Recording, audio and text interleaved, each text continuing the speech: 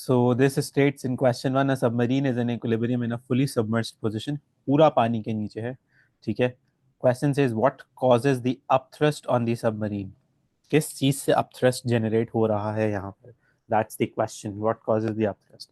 Show cause of upthrust क्या होता था. अपथ्रस्ट होता था basically change in pressure times area, अगर आपको याद हो, बिकॉज वो फोर्स होती है. और फिर हम इसको डिफरेंट फार्मूला से भी निकाल देते हैं, हम इसको रो जी और वी से भी निकालते थे, लेकिन जो बेसिक डेफिनेशन थी जहाँ से हमने डिस्कशन अपना शुरू किया था, that was change in pressure, right.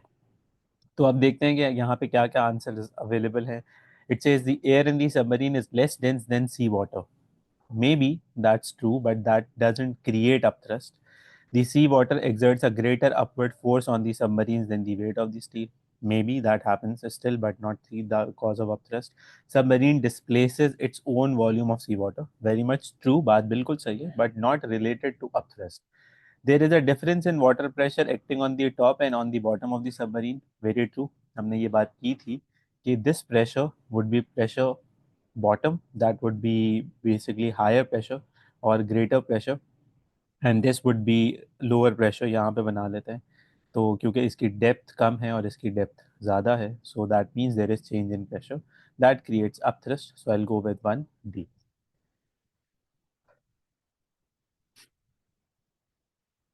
Question 2 states, पहले आप रीड कर लो, let's see how it goes.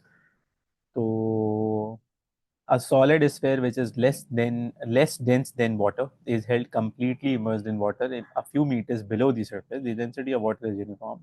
The sphere is released immediately after the release. The sphere rises. So basically इसकी बात कर रहे हैं कि एक स्फेयर है और वो वाटर के अंदर है, ठीक है. और वो कह रहा है कि इसकी जो डेंसिटी है वो बेसिकली लेस है as compare to density of water. इससे क्या होगा, इससे सिर्फ ये होगा कि जो हमारे पास यहाँ पे बेसिकली जो आप थ्रस्ट टेक कर रहा होगा उसकी वजह से ये बाहर जा सकता है, ये राइज कर सकता है, क्योंकि ये हैवी नहीं है, ये लेस डेंस है. Water is more dense. अगर ये लेस डेंस नहीं होता, मोर डेंस होता, तो फिर इसको सिंक करना चाहिए था. ये ऊपर जाना चाह रहा है, तो ये राइज करना चाह रहा है, और उन्होंने ये बात मेंशन भी कर दी है, ठीक है. Which rho correctly describe the changes in the upthrust on the sphere and the resultant force on the sphere. अच्छा, अब ये क्वेश्चन थोड़ा सा टेक्निकल इसलिए होता है कि बच्चे बड़ा परेशान होते हैं अपथ्रस्ट के ऊपर क्या इफेक्ट आता है. देखो, जब भी फ्लूइड के अंदर कोई चीज़ है, अपथ्रस्ट का एक ही फार्मूला था, या तो आपने पढ़ा था change in pressure times area, या आपने पढ़ा था रो जी वी. सो दोनों में बेसिकली कोई ऐसा फैक्टर नहीं है कि फ्लूइड के अंदर रहते हुए वो चेंज हो जाए. फॉर एग्जाम्पल, अगर आप चेंज इन प्रेशर की बात करेंगे, तो चेंज इन प्रेशर ये सरफेस के अंदर यहाँ हो, बहुत डीप हो, सरफेस के बिल्कुल बिल्कुल बिलो हो, चेंज इन प्रेशर तो कांस्टेंट रहेगा ना. ये जहन में रखने वाली बात है. That means upthrust change in pressure से अफेक्ट नहीं हो रहा, ना ही सरफेस का एरिया को चेंज हो रहा है. सिमिलरली अगर हम डेंसिटी की बात करें, डेंसिटी भी चेंज नहीं हो रही, ना ही स्पेयर की हो रही है, ना ही वाटर की हो रही है. बेसिकली तो ये वाटर की डेंसिटी है, वो भी यूनिफॉर्म है, और वॉल्यूम डिस्प्लेस भी इक्वल है, तो अपथ्रस्ट तो चेंज हो ही नहीं सकता. तो इस चीज को तो अपने जहन में बिल्कुल डाल लीजिए कि upthrust can't be change. Why? Because upthrust is not dependent on any variable in this question. So basically this should be either A and B. Now the question is, what happens to the resultant force? So obviously बात है, once it basically is released, जब ये release होगा तो upthrust उस point से act करना शुरू करेगा, और जैसे ही सरफेस के बाहर जाएगा अपथ्रस्ट जीरो हो जाएगा, क्योंकि अपथ्रस्ट सरफेस के बाहर तक तो एक्ट नहीं कर सकता. या फ्लोटेशन पे आ जाए, अगर लेट से ये पूरा बाहर नहीं भी जाता, ये यहीं यहाँ कहीं रुक जाता है, तो भी अपथ्रस्ट की वो वैल्यू तो नहीं होगी जो वैल्यू अपथ्रस्ट की यहाँ पे है. क्यों? अंडरस्टैंडिंग इज, जितना ज्यादा वॉल्यूम डिस्प्लेस होता है, हमने क्लास में काफी आर्ग्यूमेंट किए थे, काफी डिस्कशन की थी इसके ऊपर, जितना ज्यादा वॉल्यूम डिस्प्लेस होता है उतना ज्यादा अपथ्रस्ट होता है. तो अब अगर सरफेस के नीचे सिर्फ इतना सा पोर्शन है या जीरो पोर्शन है, तो अपथ्रस्ट तो होगा ही नहीं यहाँ पे. तो अपथ्रस्ट मैक्सिमम यहाँ पे है, और मिनिमम जो है that is basically somewhere at the top. That means upthrust is decreasing. So if upthrust is decreasing, and since that is the only force here which is basically being discussed, so resultant force which is based on upthrust should decrease. So since upthrust is decreasing, resultant force is decreasing. ठीक है, ये बताएं, ये बात समझ में आती है.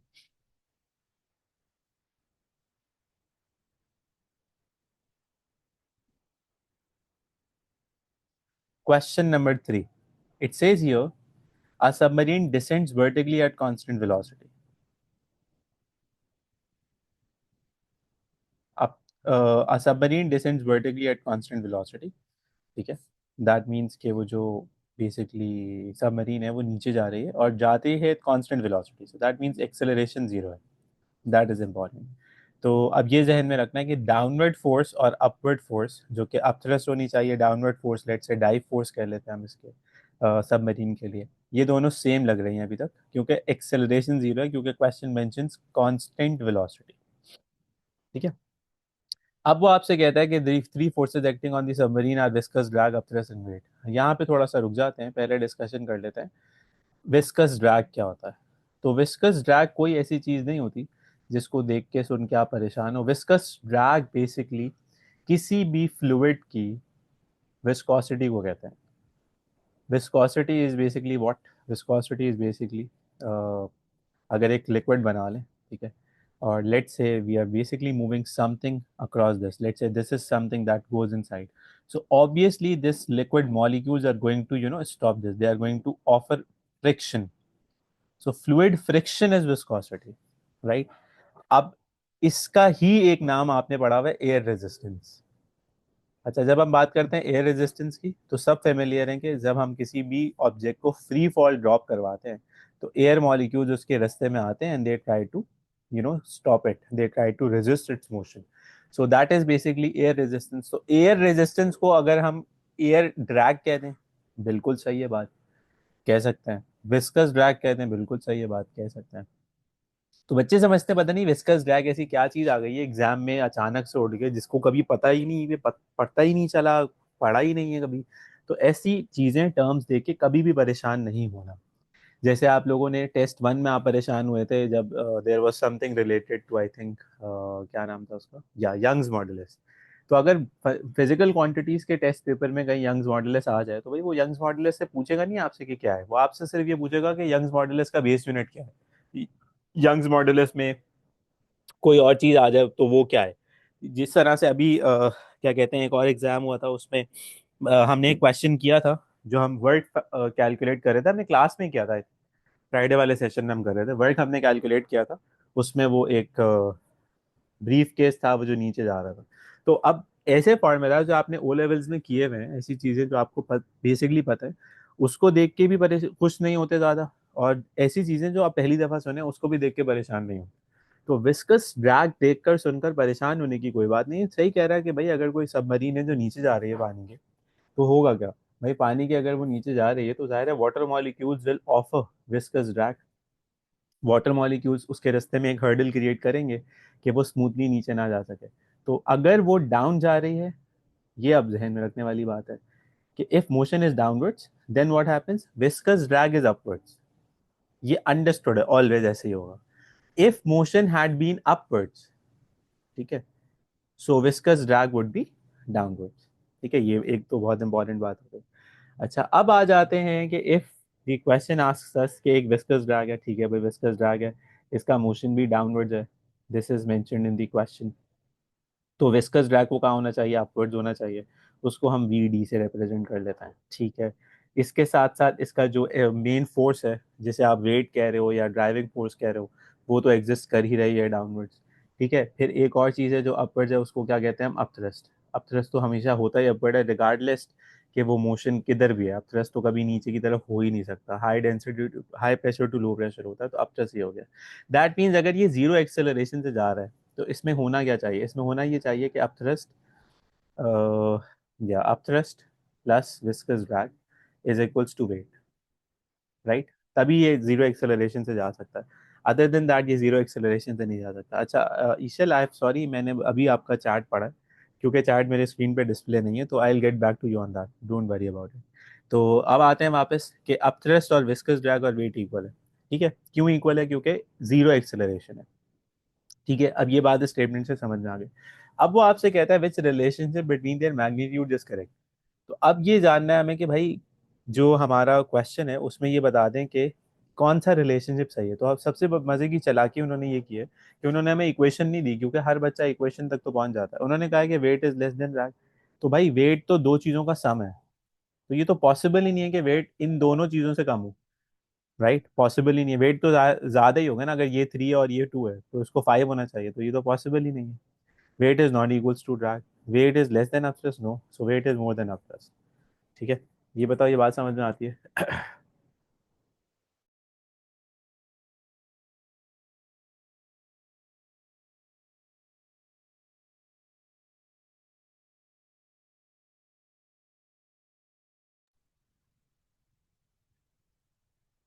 Good, so 3 would be D. अब आते हैं क्वेश्चन 4 पे। क्वेश्चन 4 पहले आप रीड कर लो, फिर हम करते हैं इसे मिलके। So question 4 says a ball falls through a liquid at constant speed. It is acted upon by three forces: upthrust, drag force, and its weight. So basically it's the same kind of question. अब तुम लोग जरा answer दो chat में मुझे, क्या कहते हैं उसके बारे में, then I'll come to that.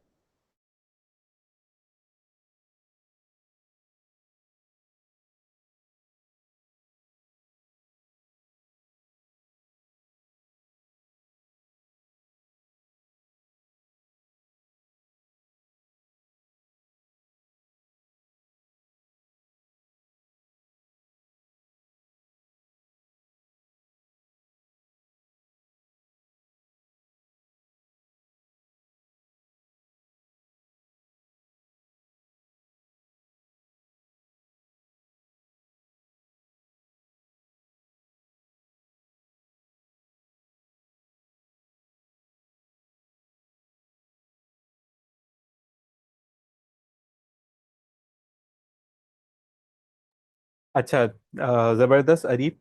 ईशल ने भी आंसर किया, अरीब ने भी आंसर किया, अरीब ने क्वेश्चन भी दिया। तो बिल्कुल सही कह रहे हैं अरीब। आपको जिन भी टॉपिक्स में एमसीक्यूज में मसला हो रहा होगा ना, हम मैं सैटरडे थर्सडे मैंने आप लोगों के लिए रिजर्व कर दिया इंशाल्लाह ताला। तो आप उसमें आप वो पुटअप कर दें, हम वो करते रहेंगे रिगार्डलेस हम कहीं पे भी हों, क्या कर रहे हो। तो हमारा ये सेशन चलता रहेगा, तो उसमें अगर आप लोग होंगे तो फिर आप लोगों के क्वेश्चन आते रहेंगे, तो हम प्रैक्टिस कर लेंगे, कोई मसला नहीं है। ठीक है। अच्छा, अब आते हैं क्वेश्चन नंबर 4। तो इसमें से मुझे 2 आंसर्स आए हैं अभी तक, बाकी किसी ने आंसर नहीं किया। आई सपोज कि शायद कोई कंफ्यूजन होगी, तो let's do it then together. अच्छा, 2 मिनट दें, अजान हो जाए फिर रिज्यूम करते हैं।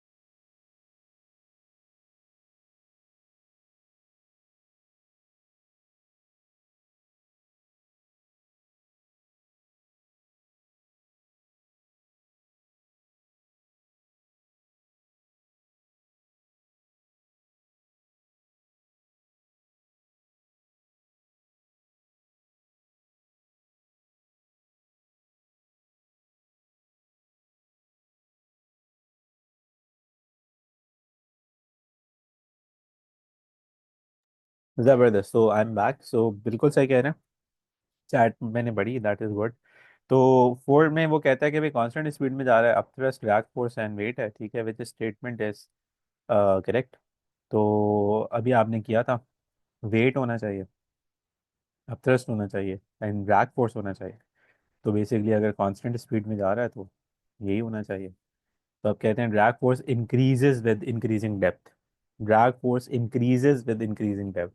तो ड्रैग फोर्स कभी भी इंक्रीज नहीं होती इंक्रीजिंग डेप्थ से, ड्रैग फोर्स इंक्रीज होती है किससे, स्पीड से। जैसे आपको याद होगा, अगर हम एयर के अंदर किसी चीज़ को ड्रॉप करते हैं, ठीक है, तो मैक्सिमम एक्सेलरेशन यहाँ पे होती है at the point of drop. जैसे जैसे वो फॉल करता है उसकी स्पीड बढ़ती है, और बदले में फिर एयर रेजिस्टेंस इंक्रीज। तो एयर रेजिस्टेंस जिसे हम विस्कस ड्रैग कह सकते हैं, अगर हम उसे बढ़ाना चाहते हैं तो उसको क्या करना चाहिए, उसको बढ़ाने के लिए हमें ऑब्जेक्ट की स्पीड बढ़ानी चाहिए। तो ड्रैग फोर्स जो है, that does not increase with increasing depth, that increase with increasing speed.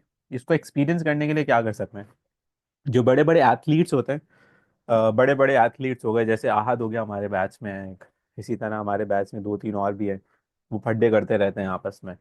तो वो उनसे पूछें आपके वो अपना स्टेमिना बिल्डअप करने के लिए क्या करते हैं। तो one of the strategies could be कि आप जो है ना वो गीली मिट्टी में भागना शुरू कर दें, आप आपका ग्राउंड है उसमें पानी भर दें, जनरेशन स्कूल के ग्राउंड में, फिर आप भागें वहाँ पे। तो जब आपका जो पाँव होगा वो मट्टी में धंसेगा, तो जितनी स्पीड में आप भागने की कोशिश करेंगे उतना वो पानी और मिट्टी आपको रेजिस्ट करेगा। तो बहुत एफर्ट आपको लगेगी।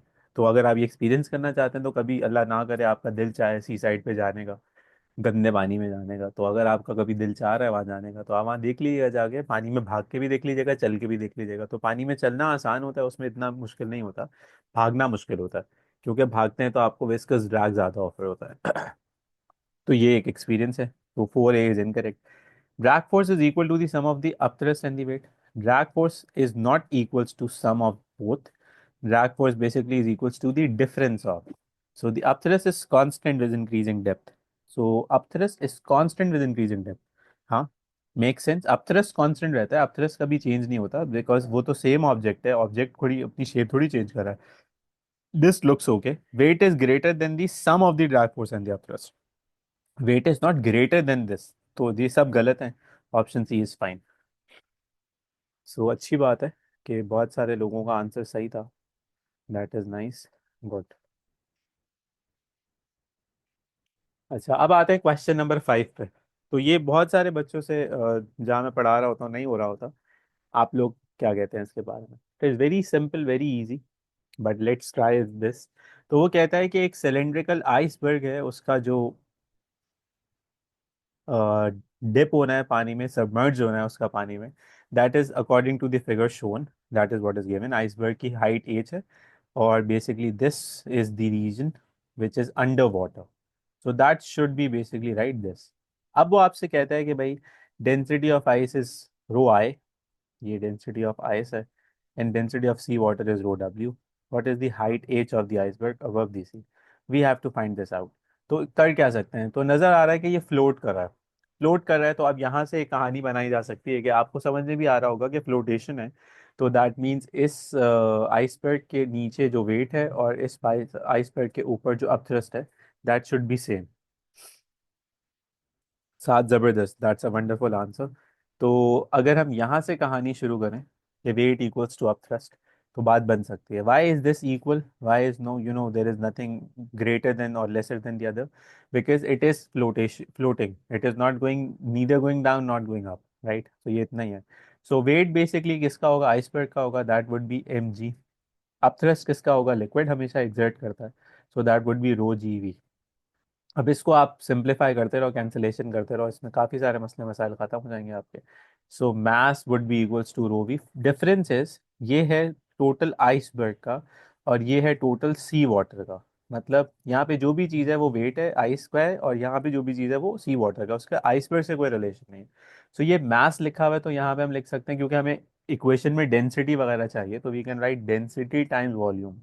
तो किसकी डेंसिटी भाई, आइसबर्ग की डेंसिटी और आइसबर्ग का वॉल्यूम, ठीक है। इसी तरह से यहाँ पे आ जाए तो ये डेंसिटी किसकी है, ये डेंसिटी वाटर की। और ये किसका वॉल्यूम होगा, ये होगा वॉल्यूम ऑफ वाटर डिस्प्लेस। तो अब आप ध्यान से ये समझें कि वॉल्यूम ऑफ वाटर डिस्प्लेस और वॉल्यूम ऑफ आइसबर्ग सेम नहीं है।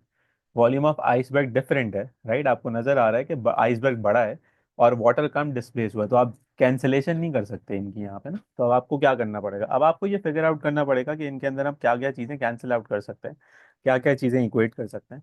सो यहाँ तक बात समझ में आती। आई थिंक इसके बाद आप बड़े आराम से काम कर सकते हैं। शायद आपने भी यही अप्रोच यूज़ किया।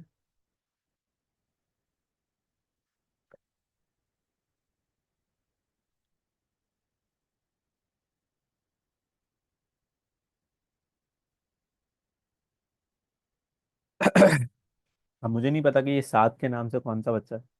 मैं खुद हसनैन के नाम से शुरू की थी मैंने। तो मे बी ये सादुल्ला होंगे।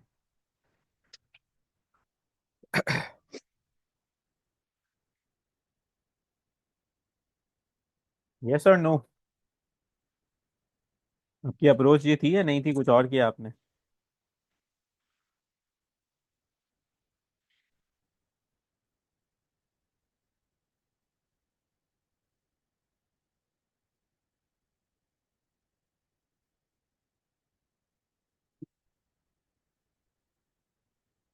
जबरदस्त, नाइस। तो डेंसिटी ऑफ आइस हमें चाहिए, वॉल्यूम की जगह पे हम लिख सकते हैं basically area, right, times height. Because volume क्या होता है, लेंथ, ब्रेथ, हाइट। सो उसमें हम एरिया टाइम्स हाइट कर सकते हैं, राइट। तो एरिया टाइम्स हाइट अगर करते हैं आइसबर्ग की, तो आइसबर्ग की जो टोटल हाइट है वो क्या एज है। सो this would B this, right.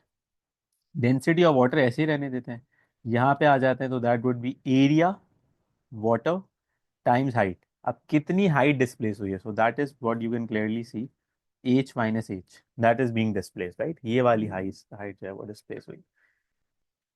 मेरी आवाज़ लैग कर रही है, मेरी आवाज़ सबके लिए लैग कर रही है, सिर्फ एक बच्चे के लिए लैग कर रही है? तो ये वाली जो टर्म है, that is clear, that should B clear कि ये हाइट किसकी है, वाटर डिस्प्लेस की। ज़बरदस्त, थैंक यू। सो ये वाली जो है ना, ये वाली हाइट हमारे काम की है, वेयर इट इज़ डिस्प्लेस्ड। अच्छा, अब आते हैं इसके बाद कि एरिया, अगर आप रियलाइज करें क्रॉस सेक्शनल एरिया, तो वो तो सेम होना चाहिए, राइट। जितना भी इसका डिस्प्लेस हुआ है एग्जैक्टली सेम होना चाहिए, तो इसको कैंसिल आउट कर देते हैं हम। अब आते हैं कि एक्सप्रेशन में क्या बचेगा, ये बचेगा, kind of looks like a derivation, फजूल की डेरिवेशन की बारी है। तो अब हमें इसको एज को सेपरेट करना है। तो एज को सेपरेट करने के लिए what we have to do is, हमें थोड़ी सी मल्टीप्लिकेशन करनी है। सो रो डब्ल्यू एच, तो ये अब लेट से अगर हम वहाँ ले जाएं तो यहाँ ले आते हैं, so that would be rho W H is equals to rho W capital H minus rho I H. ठीक है जी। So H would be equals to rho W minus rho I times H over rho W. So H would be equals to, LCM split कर दें तो 1 - rho I over rho W times H. So that is option A, right. तो ये समझ में आती है बात सबको?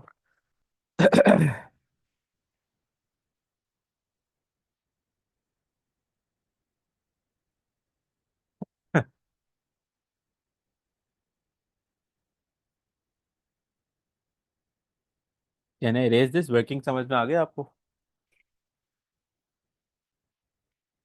नाइस। तो हंसी मजाक करते करते 5 क्वेश्चन हो गए। अच्छा, लेट्स ट्राई 6 वाला क्वेश्चन। तो पहले आप जरा करो 6 को, देखते हैं 6 में आप लोग क्या करते हो। अह, थोड़ा सा से कर लेते हैं। सो इट सेज हियर, क्या कहानी सुना रहा है। A cylindrical block of wood has cross-sectional area A and width W. It is totally immersed in water with its axis vertical. पूरा पानी के अंदर है, cylindrical block of wood पूरा पानी के अंदर है। ठीक है, the block experiences PT and PV at its top. Top pressure है पीटी और बॉटम प्रेशर है पीवी। ठीक है, क्या करूँ फिर, which expression is equal to the upthrust, इससे ज़्यादा आसान मजाक तो हो नहीं सकता।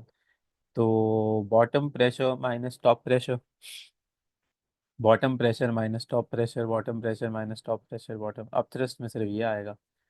तो I will go with C. Simple, change in pressure times area upthrust होता है उसमें, और किसी चीज़ की ना जरूरत है, ना बात है, ना सवाल है, ना जवाब है। सिंपल सी। 6 सी। ठीक है जी। अब आते हैं क्वेश्चन नंबर 7 में। वो क्या कहता है? वो कहता है कि the diagram shows a block of copper suspended. ठीक है, I can see this is space S and that space R. ठीक है, वाटर के पूरा अंदर है। The block experiences an upthrust from water, which statement is based on the explanation for this upthrust. Base क्या है अपथ्रस्ट की? So copper is more dense, not relevant. Area of ice, not relevant. Density of water, not relevant. Pressure of water, that's true. Change in pressure, 7D. ठीक है, 7D से याद आया, मैं I had a student in Dubai. Her name was 7D. So हम उसको छेड़ते थे 7D. So she used to, kind of burn up. Sir, I'm not MCU. Okay, so it's is solid sphere. ये वाले question भी अब बहुत आते हैं, तो इसको भी देख लेते हैं। बड़े मजे का ही क्वेश्चन है। A solid sphere, that's a solid sphere, falls at constant terminal velocity in a liquid. ठीक है, good. The three forces acting on the sphere are shown in the diagram, weight, upthrust and drag. ठीक है, तो अब वो कहता है how are these three forces related. तो भाई रिलेटेड कैसे हैं? तो रिलेटेड कैसे होने चाहिए? तो अब हम क्या करें? अब हम ये कह सकते हैं कि होना ये चाहिए, डी प्लस अपथ्रस्ट, राइट? तो ये तो कहीं है ही नहीं, या ये कहीं है? सॉरी, डी प्लस अपथ्रस्ट लिखना था ना, ड्रैग प्लस अपथ्रस्ट, ये कहीं लिखा है भाई? ये तो गलत है, ये भी गलत है। ये वहां जाएगा, तो ये बन जाएगा सी, राइट? सिंपल।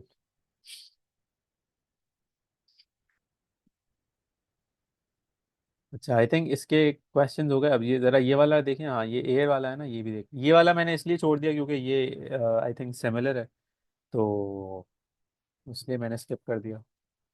ये वाला क्वेश्चन थोड़ा सा डिफरेंट है, इसलिए मैं चाहता हूँ कि आप मेरे साथ कर लें। क्वेश्चन नंबर 10 में वो ये कहता है कि एयर बबल। अब बच्चे ना सबसे पहले, जब मैं तो रुक गया, वो पढ़ते हुए गुजर जाते हैं, air bubble is rising through a liquid at constant. भाई बहुत इंपॉर्टेंट है, mark mark this. Air, air का कोई वेट नहीं हो सकता, बहुत कम वेट होता है उसका। तो ये जहन में अगर है ना आपके, तो आप एलिमिनेट कर सकते हो सी और डी, आंखें बंद करके, क्योंकि वेट इतना ज़्यादा थोड़ी होगा, राइट? ये तो हो नहीं सकता। ये लग रहा है वेट एयर का, कुछ समझ में आता है। ठीक है, कांस्टेंट स्पीड है, ठीक है। The forces on it are upthrust, viscous drag and its wait.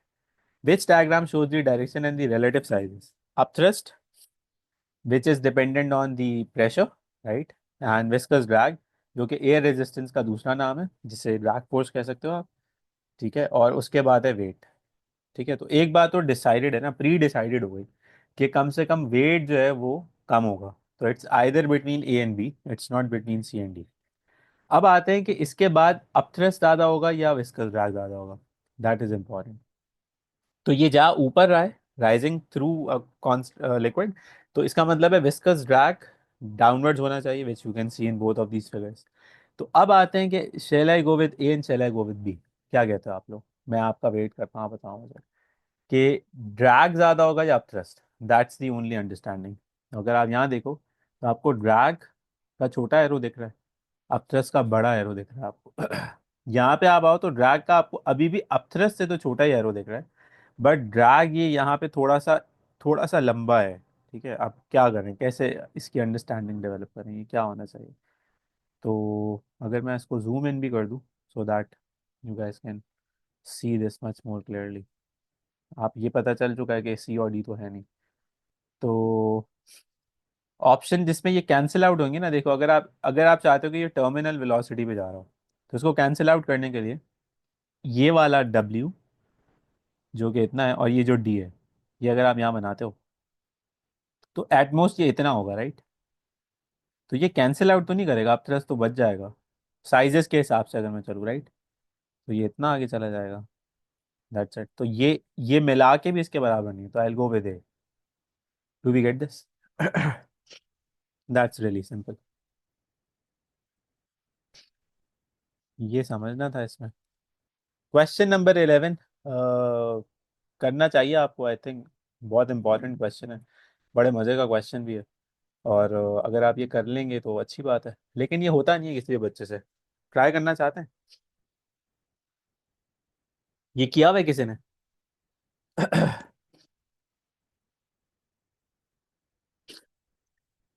देख के बताएं किसी ने किया भाई ये क्वेश्चन प्रैक्टिस करता है?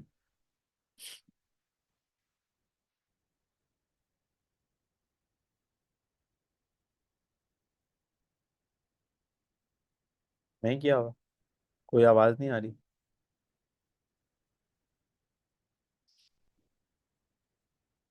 नो, नहीं किया हुआ, गुड, चल फिर करते हैं, फिर तो बिल्कुल भी गारंटी है, फिर तो नहीं होगा। I can even wait for a few minutes.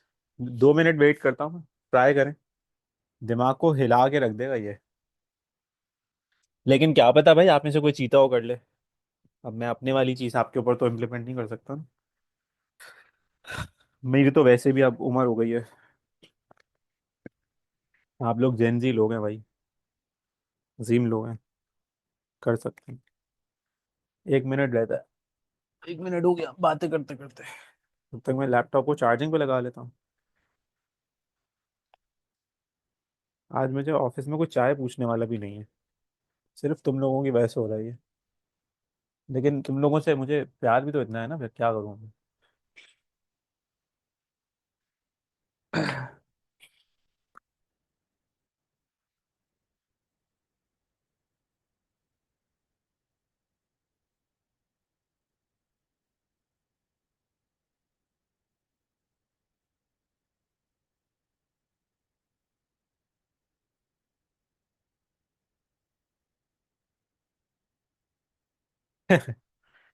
बिल्कुल। चले लेट्स डू इट। सो वो कहता है कि भाई नहीं सोचो ना, क्वेश्चन की टर्म में डिस्कशन करो ना। Water flows out of a pipe and hits a wall. ठीक है। When the jet hits water hits the wall it has horizontal velocity v। ठीक है। And cross sectional area a। The density of water is rho. The water does not rebound. जब भी rebound जिंदगी में आ जाए ना, तो इसका क्या मतलब है? इसका मतलब है वो बात कर रहा है मोमेंटम। सिंपल साइकोलॉजिकल गिमिक है। तो they always consider momentum whenever they want you to think of anything rebounding, right? And what is the force exerted on the wall? So I can, just start up with the difficult part, that would be force as a rate of change of momentum, or I can simply start up with force is equals to mass times acceleration. It's either way, it's the same thing, right? So there is no difficulty in starting with any of these. तो मैं इससे करूंगा तो मैं I am going to create a impression, पता नहीं क्या हो गया है। इससे कर लेते हैं, that's more simple. So mass is replaced by density times volume. Acceleration would be v minus u over t, right? Because density is what they are interested in. And अब इस v में और इस v में परेशान नहीं होना है, because that represents speed. And जिसको मैंने डिजाइन किया है अभी, that represents volume. So take a note. Density volume can be written as area times anything like length or breadth or height. And then we have v minus u over t. So let's do इसमें जो object की initial velocity है that's v, और वो hit करता है तो वो जीरो पे चला जाता है, रीबाउंड नहीं करता, वो वापस नहीं जाता, पता नहीं कहाँ जाता है। सो वी कैन से इसमें से एक कंपोनेंट जीरो है, राइट? तो let's make this zero. So this would be v over t। So then what else? So rho a h v। t को भी खत्म करना है तो t की जगह पे I can use s over v, right? क्योंकि उसमें कांस्टेंट वेलोसिटी की बात हो रही है, हॉरिजॉन्टल वेलोसिटी और कोई डिस्कशन है नहीं। तो basically S is the length that it travel. तो उसको मैं लेंथ लूँ, उसको मैं ब्रेथ लूँ, उसको मैं हाइट लूँ, एक ही बात है। उसकी जगह पे मैं लिख सकता हूँ एल ओवर वी। सो मैंने टी को रिप्लेस कर दिया बड़ी चालाकी से एल ओवर वी से, where V is the horizontal speed, right? तो अब जहन में लाओ जरा, पहले तो कि हमने किया क्या है। That was from volume, area times height, right? And then this is basically velocity, right? तो अब इसमें कुछ कैंसलेशन हो सकती है, हाँ हो सकती है। क्या हो सकता है? हाइट और length, they are both metres, right? They can be cancelled अब। So what do we have? We have density area into V over 1 over V, which would be density area into v squared. So that's t.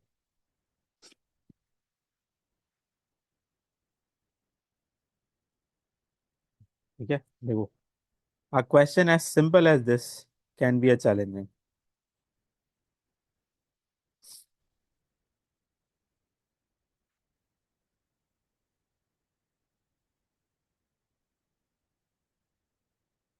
कुछ समझ आया? ये मजे का सवाल है.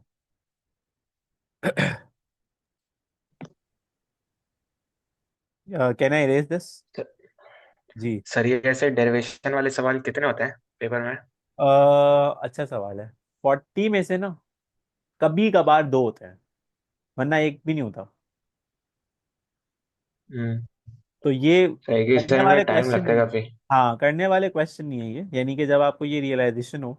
देखो, करने बैठोगे 1 मिनट में भी हो सकता है, अगर हो गया तो. हम्म। तो अगर ये है कि अगर आप इफ यू आर इनटू के नहीं करना, मुझे डर लग रहा है, तो देन आई वुड से बिल्कुल छोड़ देना.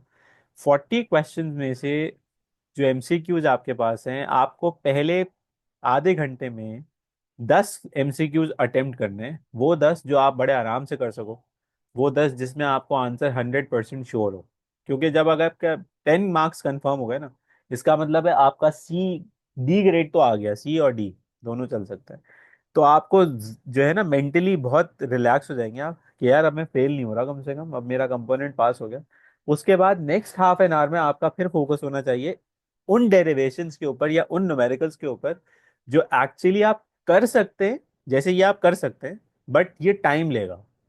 तो अब ये मेरे ग्रेड को इम्प्रूव करेगा. तो यानी कि अगर लेट से नेक्स्ट हाफ एन आवर में मैंने तकरीबन इस तरह के 10 भी कर लिए, तो नाउ इट्स बी. 20 हो गए ना 40 में से, इट्स बी. अब मेरे पास 15 मिनट बचे हैं, उसमें से मैं जो कर सकूं कर सकूं. तो वो बेसिकली इस तरह से ब्रेकअप करते हैं इसका. तो अगर आपने फर्स्ट 30 मिनट्स में 15 कर लिए तो बेस्ट हो जाएगा. फिर आपका पक्का ए आ जाएगा, क्योंकि 33 पे इट्स ए और 28 तक इट्स बी. तो ये कर लेना बड़ा जरूरी होगा. खैर, ये जिस अभी हम जिस तरह से सेशन ले रहे हैं ना, इस तरह से अगर हम करते रहे ना, तो आप एमसीक्यू की तो फिगर ही नहीं करो इंशाल्लाह ताला. आप मजे करोगे आप. तो क्वेश्चन नंबर 12 भी आई थिंक कर लोगे. अब आप थोड़ा सा फ्लेवर चेंज करते हैं, डिस्कशन काफी हो गया इसको. ये करें. ये तो डायनामिक्स लग रहा है. विस्कस ड्रैग सब हो गया. हाँ, लेट्स डू 20 वाला. ये इसमें थोड़े से बच्चे भी परेशान होते हैं. फिर अपना वो जरा टॉपिक चेंज करते हैं, किसी और क्वेश्चन सीरीज पे जाते हैं. This is now MCQ number 20. ठीक है जी. तो अब ये क्या कहता है इसके बारे में. पहले तो अगर आप में से किसी ने इसका ईयर नोट करना है अपने पास, तो वो कर ले. ये फाइल वही है जो व्हाट्सएप ग्रुप पे है, तो आप उसमें से भी देख सकते हो. 20 hours takes a time 25 seconds to reach a constant speed while traveling in a straight line. ठीक है, a graph of speed v against time is shown. बड़ी कोई सुपर डुपर बस है भाई, कि मतलब 25 सेकंड में कांस्टेंट स्पीड. कराची की बस लग रही. कांस्टेंट, अल्लाह खैर करे. ठीक है भाई, कांस्टेंट स्पीड पे चली गई, यहाँ पे फुल एक्सेलरेशन में जा रही है. अब वो कहता है कि भाई जीरो से लेके ये वाला जो है कुछ यहाँ, मतलब 6 to 7 seconds तक it has this is a constant gradient. Constant gradient का मतलब है acceleration constant. Then from this to this almost 15. Again acceleration constant, but acceleration is greater. Acceleration increase हो गया ना, क्योंकि ये ज्यादा स्टीपर है. राइट. फिर from 15 onwards what has happened. 15 onwards देखो, टेक्निक वही फॉलो करो जो मैं रिकमेंड कर रहा हूँ. मैं इसलिए रिकमेंड नहीं कर रहा कि आप परेशान हो. मैं आपको समझा रहा हूँ कि मैंने सवाल नहीं पढ़ा अभी तक, मैं सिर्फ ग्राफ को इंटरप्रेट कर रहा हूँ और ग्रेडियंट्स आइडेंटिफाई कर रहा हूँ. बाकी मैं सवाल बाद में सोचूंगा कि करना क्या है. Then it goes on from 15 to 25. तो यहाँ तो एक्सेलरेशन जीरो है. ठीक है भाई. यहाँ पे उसने जो है वो स्पीड कम करना शुरू की है अपनी, यानी कि एक्सेलरेशन तो है, मतलब ग्रेडियंट डिक्रीज हुआ है. So acceleration is decreasing, it's not deceleration. Acceleration decrease हुई है.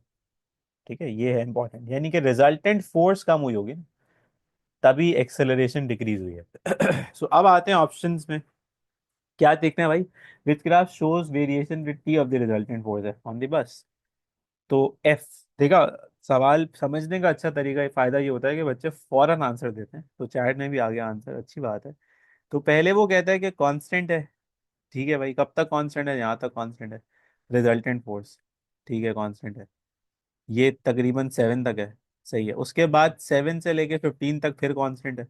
7 से लेके 15 तक फिर कांस्टेंट है। ठीक है भाई, यही होना चाहिए, इसके अलावा कोई है ही नहीं और। तो ऑप्शन है। बात समझ में आ गई?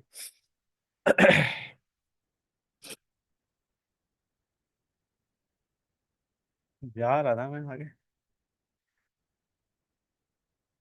ये वाले क्वेश्चंस कर लिया अब हमने, हर टाइप का कर लिया ऑलमोस्ट। तो ये वाला करें, 27। 27 कहता है, क्या कहता है भाई? The diagram shows two ways of hanging the same picture. बिल्कुल फारिग लोग हैं ना, जिंदगी में कुछ भी नहीं करना तो एक पिक्चर के ऊपर रिसर्च कर रहे हैं कि कैसे हैंग होनी चाहिए। Okay. Nail nail nail, R1 R2, T1 T2। अच्छा, T1 T1 T2 T2 ये कर रहा है, अच्छा ओके। ठीक है, क्या करना है भाई? In both cases string okay, which statement about the magnitude of the forces is correct? We have to identify which is correct. Only magnitude, they are not interested in direction. ठीक है। तो basically सबसे पहले अगर हम ये देखें कि सेम पिक्चर है, तो इसका मास अगर लेट से मतलब 100 न्यूटन का अगर वेट है इसका, तो 100 न्यूटन यही होगा। तो 100 न्यूटन अगर वेट है, तो regardless of the shape of the angle की बात कर रहा है ना बेसिकली, तो इस नेल बेचारे के ऊपर फोर्स तो उतनी लग रही होगी। तो ये तो होनी चाहिए 100 to 100। तो मेरे ख्याल से होना चाहिए R1 = R2, क्योंकि ऐसा तो नहीं हो सकता कि ये 100 था ये 200 हो जाए जादू से, सेम पिक्चर है। सो R1 = R2 would eliminate these two. ये तो होगा सारे, इनको तो सोचना ही नहीं है। अब आते हैं कि आगे की कहानी क्या होनी चाहिए। तो अगर हम ये कहते हैं कि यार R1 = R2 है, और अगर हम इस लेट से T2 को रिजॉल्व करें, सो that would be somewhat like this, right? इसका एक हॉरिजॉन्टल कंपोनेंट होगा, एक वर्टिकल कंपोनेंट होगा। दूसरे वाले का भी एक हॉरिजॉन्टल होगा और एक वर्टिकल होगा। That would be the vertical and that would be the horizontal component. ठीक है। तो ये होगा सीन। तो अब अगर हम ये देख रहे हैं, तो T2 का ये वाला जो कंपोनेंट है, दोनों का सेम होगा। ठीक है, सही है, T2 तो सेम है। यहाँ पे आते हैं तो यहाँ पे क्या होगा? ये है T1 का हॉरिजॉन्टल कंपोनेंट, ये है T1 का वर्टिकल कंपोनेंट। ठीक है। और यहाँ आते हैं, तो यहाँ पे ये वाला T1 है, और ये T1 का दूसरा हॉरिजॉन्टल कंपोनेंट है। अब मुझे ये बताना है कि T1 बड़ा है या T2 बड़ा है। अच्छा ओके।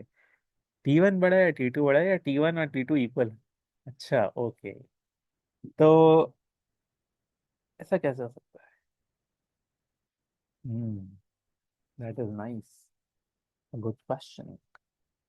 तो अगर हम, सही है, ठीक है।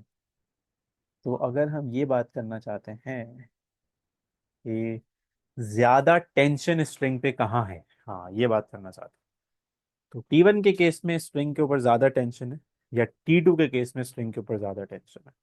That is what we need to identify. दोनों पे टेंशन सेम तो नहीं है। सेम क्यों नहीं है? क्योंकि सेम अगर होती तो इक्वल ट्राइंगल्स बन रहे होते हैं, फिगर 1 में भी और फिगर 2।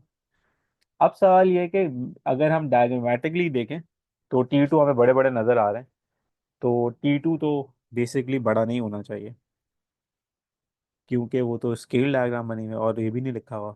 हाँ, that is a very good question. तो अब हम क्या कर सकते हैं? R1 = R2 है, T1 is greater than T2 है, और T1 is equals to T2 है। T1 is not equals to T2। हाँ ये तो सही है, ये पॉसिबल नहीं है। क्योंकि अगर ये पॉसिबल होता, तो दोनों फिगर्स के अंदर जो ये ट्राइंगल शेप है, ये सेम होती, राइट? ये सेम ही नहीं है, दैट मीन्स ये पॉसिबल ही नहीं है। तो इसका मतलब ये है कि ये ज़्यादा है। सिंपल सी बात है। अब ये क्यों ज़्यादा है, मैं ये सोच रहा हूँ आपसे कि ये क्यों ज़्यादा है। तो इसलिए ज़्यादा है ये, क्योंकि अगर मैं आपको समझाऊँ, हाँ आप समझ जाएंगे। इस कंपोनेंट की बात करें और इस कंपोनेंट की बात करें, तो इस कंपोनेंट की लेंथ कम है, राइट? तो इस कंपोनेंट की लेंथ कम है, इसका मतलब है इसका मल्टीप्लिकेशन फैक्टर ज़्यादा होना चाहिए, राइट? क्योंकि अगर हम स्केल डायग्राम बना रहे हैं, यहाँ पे छोटी सी बना रहे हैं, यहाँ पे बड़ा बना रहे हैं, तो that should represent a greater multiple, right? So T1 ज़्यादा होना चाहिए, मेक सेंस। बी सही है। अगर आपको इसकी अंडरस्टैंडिंग नहीं सर भी, ए क्यों नहीं अगर, है? हाँ, this is what I was saying कि अगर आपको इसकी अंडरस्टैंडिंग नहीं भी है, तो सिर्फ ये रियलाइज करें, अगर ये टेंशन्स इक्वल होती, मतलब, तो फिर ये डायग्राम्स दोनों में एक ही बन रही होती, राइट? That's the understanding. तो अगर ये डिफरेंट ट्राइंगल्स ट्रेस कर रहे हैं, तो हाउ इज इट पॉसिबल कि we have two different triangles? अगर ये सेम है, अगर ये भी 100 है और ये भी 100 है, तो this is not possible, right? ऐसा तो नहीं हो सकता कि ये शेप डिफरेंट हो जाए। तो यहाँ से जो इसका सर गैस, ट्राइंगल का साइज तो स्ट्रिंग की लेंथ ज्यादा नहीं है T2 में, जबरदस्त, जबरदस्त। तो क्यों है इसलिए ज्यादा? ट्राइंगल बड़ा लग रहा है। ज्यादा क्यों है? That would be the understanding. ज्यादा क्यों है? ये कहना चाहिए ना कि ज्यादा क्यों है, पर ये इसके बारे में क्या कहते हैं? वो स्ट्रिंग बड़ा क्यों हो गया? उसने ये तो नहीं बोला कि दोनों केसेस में उसने जो है वो डिफरेंट स्ट्रिंग यूज किया। उसने बोला string is attached to the same points on the picture and looped symmetrically over an edge. यानी कि एग्जैक्टली exactly जो है ना वो सब कुछ सेम है, but in diagram one the string loop is shorter than the diagram two. जो स्ट्रिंग लूप उसने बनाया है डायग्राम वन में, वो शॉर्ट है, और स्ट्रिंग टू में वो बड़ा हो जाता है। ये कैसे हो जाता है? How is this possible? तो मेरा ख्याल है कि इट शुड बी ए। आप में से कोई प्लीज बी, इसको चेक कर लो मार्किंग स्कीम से। मैं फिर देख लेता हूँ कि अगर मुझे इसके अंदर कोई डिस्कशन करना है आपसे और मजीद। आप में से कोई प्लीज चेक कर लो जल्दी से।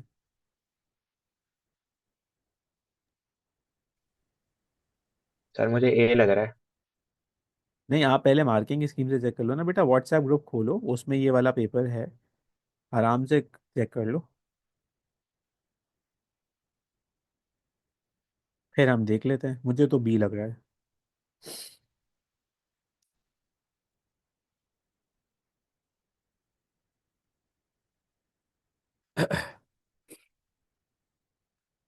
27।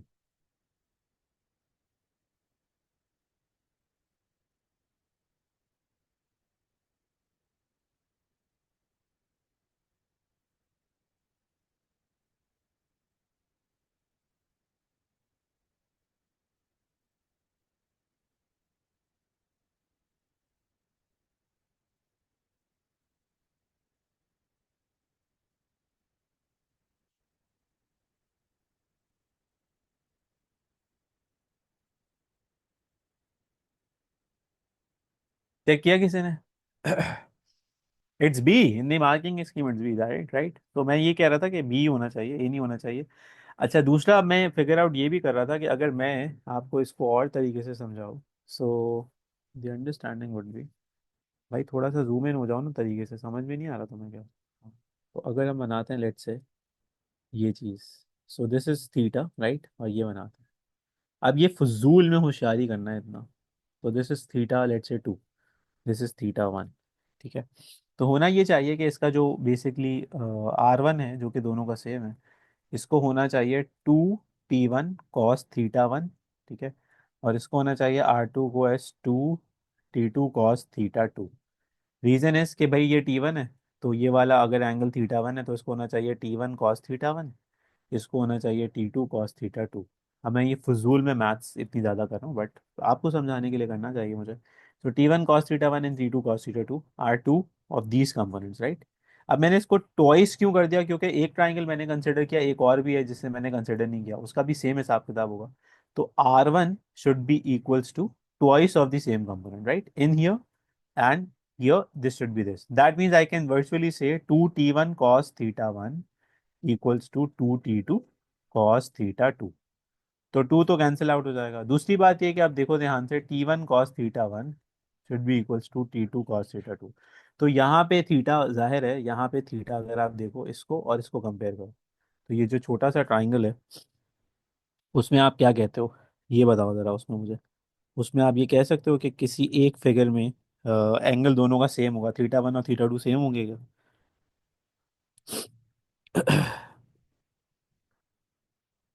बेसिकली नहीं। इसको ज्यादा होना चाहिए ना, this should be larger, this should be smaller. तो अगर ये ज़्यादा है, क्योंकि वो छोटा सा ट्राइंगल बना हुआ है और वो बड़ा बना हुआ है, तो बड़े ट्राइंगल में थीटा इस तरह से कम होगा। अब ये हम सिर्फ समझाने के लिए अगेन कर रहे हैं, इसको कम होना चाहिए। तो अगर ये डिफरेंट है। तो इसको कम होना चाहिए। नहीं, इसको ये ज़्यादा ही आएगा ना T1 बेसिकली, क्योंकि इसका प्रोडक्ट ज़्यादा होगा और इसका प्रोडक्ट कम होगा। तो बेसिकली इट इंडोर्सेस दिस स्टेटमेंट, क्योंकि ये एक बड़े एंगल से मल्टीप्लाई हो रहा है, ये एक छोटे एंगल से मल्टीप्लाई हो रहा है, दोनों एंगल्स बेसिकली फर्स्ट क्वाड्रेंट में। ये एक एक्सप्लेनेशन हो सकती है। राइट। डन। सर मैं डिस्कनेक्ट हो गया था, आंसर देख लिया क्या?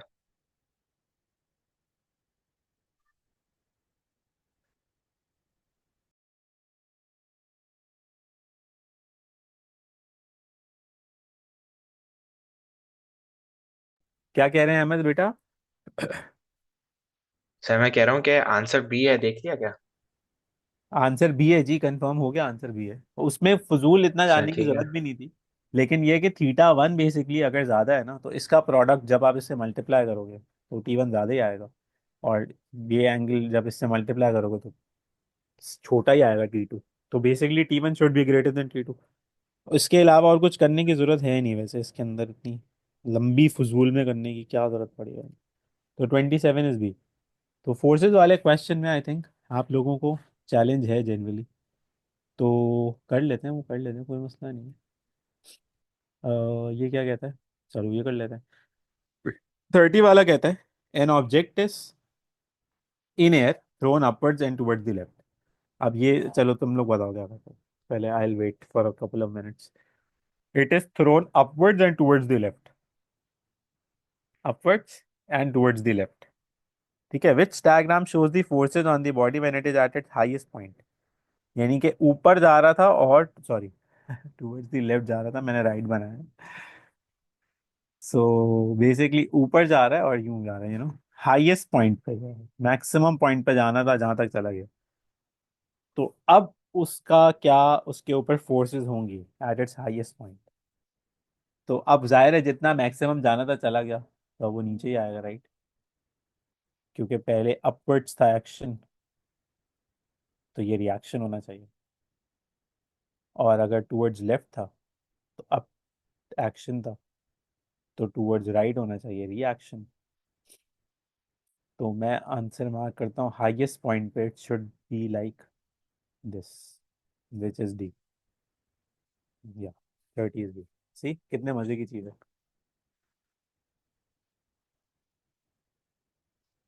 समझ में आया?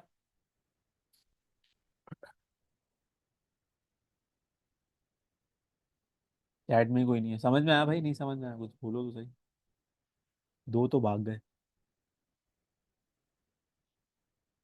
ये तो आसान है, ये कर लोगे।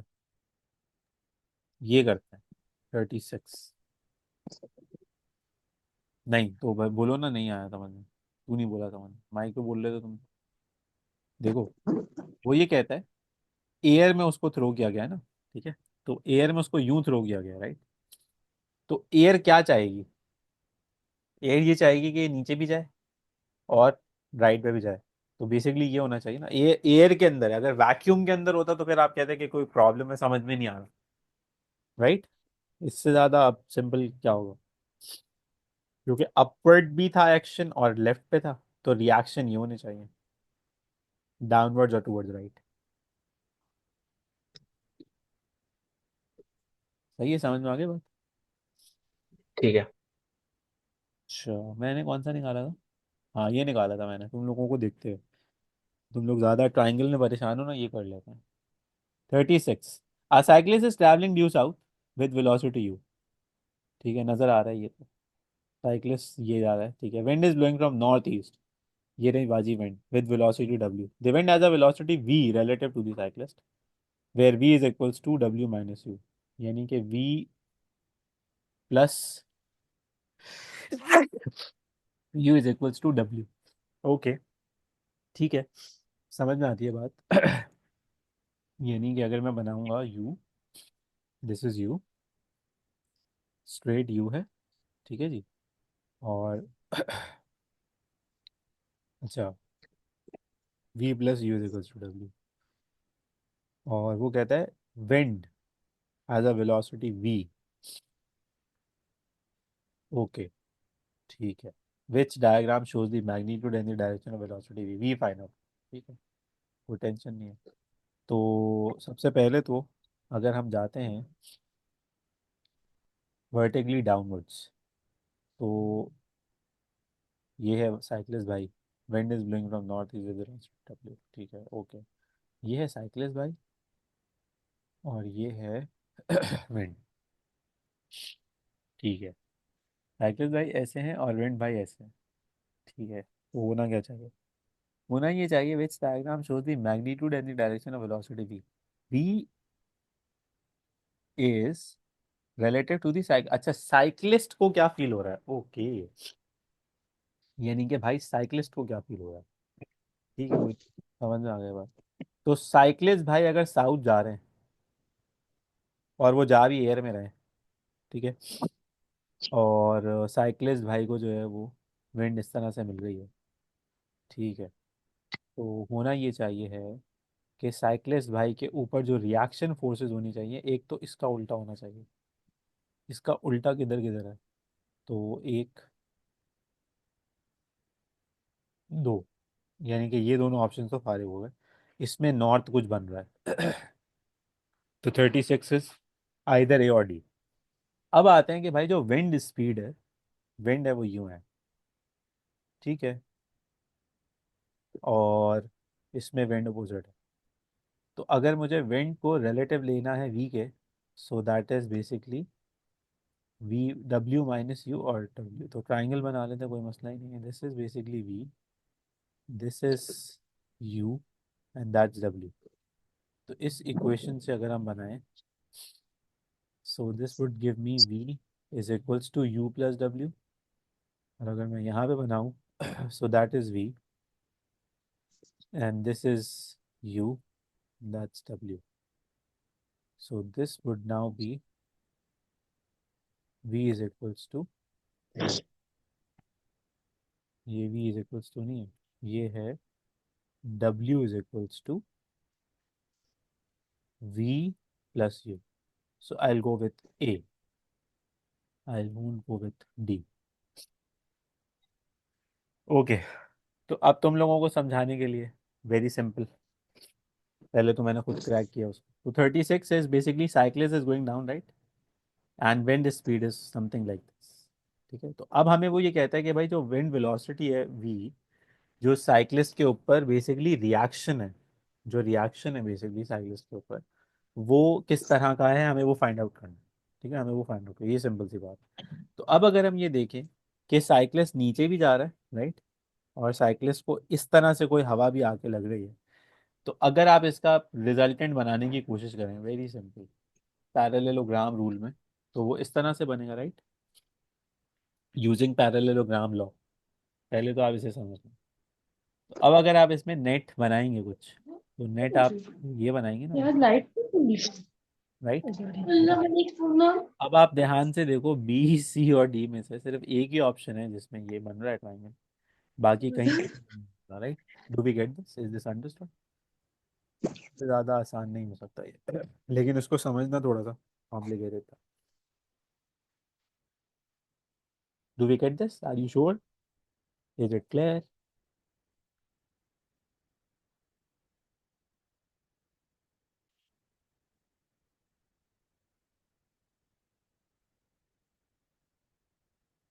गुड, दोबारा से समझ लेना, कोई मसला नहीं है देखिए, साइक्लिस्ट ये, राइट, और विंड स्पीड ये ऐसे है, राइट।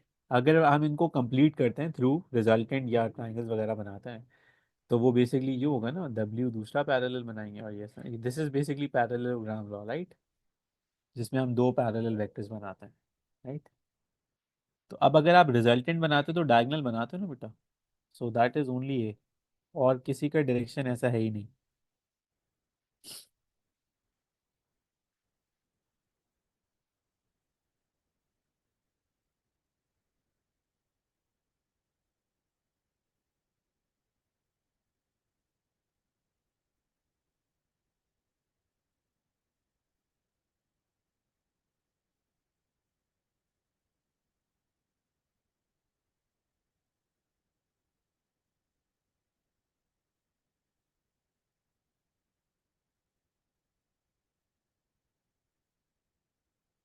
समझ में आ गई बात?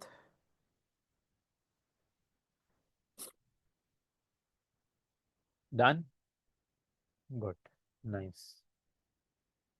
तो मैं आपकी जान छोड़ दूं अभी, बल्कि आप मेरी जान छोड़ दें, बाकी बातें इंशाल्लाह ताला फिर हम नेक्स्ट क्लास में कर लेंगे, ठीक है? सैटरडे आपका क्या है? टर्म असेसमेंट है, आपको दोबारा से आना है देने, तो विश यू लक। देखते हैं क्या होता है।